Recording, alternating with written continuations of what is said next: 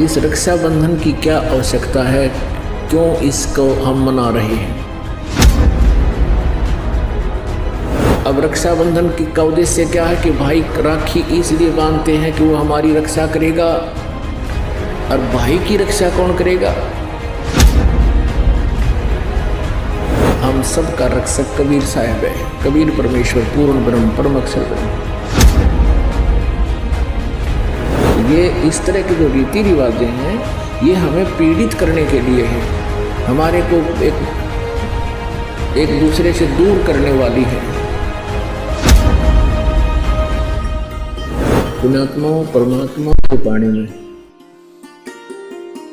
ये जो हमारी रीति रिवाज हैं ये भी बाधक हैं। परमेश्वर ने कहा है कि मन कर धीर बांध ले रे बौरे और छोड़ दे न पछलों की रीत। अब जैसे कल या आज जैसे भी राखी का त्योहार था,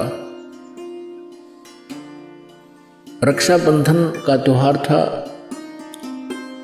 इस रक्षाबंधन की क्या आवश्यकता है, क्यों इसको हम मना रहे हैं। ये काल के चलाए हुए अपने इस टाइम पास करने की खातिर, टाइम वेस्ट करने के लिए और हमें पीड़ित रखने के लिए एक ये रीति बना रखी है। अपन आत्मा इस ज्ञान से परिचित होने के बाद हमारी आंखें खुल जाती हैं और जो समझदार बच्चे हैं वो इस बात को स्वीकार कर लेते हैं कि संत जो कहते हैं परमेश्वर का आदेश होता है, तो फिर वो स्वीकार कर लेते हैं, फिर वो समाज की नहीं मानते हैं। एक बहन ने बताया कि जी उपदेश लेने से पहले मैं राखी बांधने के लिए अपने भाई के वहाँ घर गई। वही रक्षाबंधन का दिन भाई की इंतज़ार कर रही थी। दुर्घटना के अंदर भाई की मृत्यु होगी, उसका शव आया, टक्कर मार मार कर रो रही थी। अब रक्षाबंधन का उद्देश्य क्या है कि भाई राखी इसलिए बांधते हैं कि वो हमारी रक्षा करेगा, और भाई की रक्षा कौन करेगा। हमारा रक्षक कहते हैं, जो रक्षक है उसको हम भूल चुके हैं। हम सब का रक्षक कबीर साहब है। कबीर परमेश्वर पूर्ण ब्रह्म परम अक्षर ब्रह्म। हम सब ने भाई और बहनों ने मिलकर परमेश्वर कबीर जी का रक्षाबंधन बांधना चाहिए, राखी, ताकि भाई और बहन दोनों का रक्षक हो जाए। कबीर साहब को रक्षाबंधन कैसे बंधेगा, हम उसकी शरण में आ जाएंगे। और जो जाकी शरणा बसे ताको ताकी लाज, जल सो ही मछली चढ़ जा बह जाते गजराज। हमने अपने परमात्मा को राखी बांधनी चाहिए।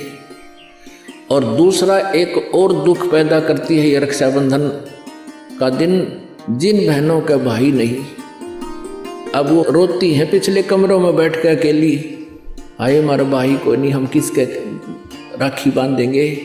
कोई चाचा के, कोई ताऊ के, कोई मामा के भाइयों की मुंह की तरफ ताकेंगे हैं, और फिर वो न सोचेंगे या पैसे लेने की मारी यहाँ आ जाती है, चाहे ना कहें पर अंदर में ज़रूर अवश्य होगा, ऐसा होगा। और हमने ऐसा ना करना है। हमने अपने ऊपर कर्जा नहीं चढ़ाना किसी का। तो इसलिए हमने रक्षाबंधन का त्योहार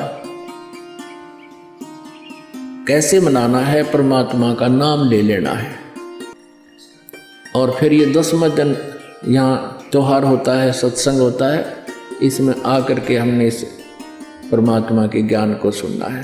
तो ये इस तरह के जो रीति रिवाजें हैं ये हमें पीड़ित करने के लिए है, हमारे को एक दूसरे से दूर करने वाली है।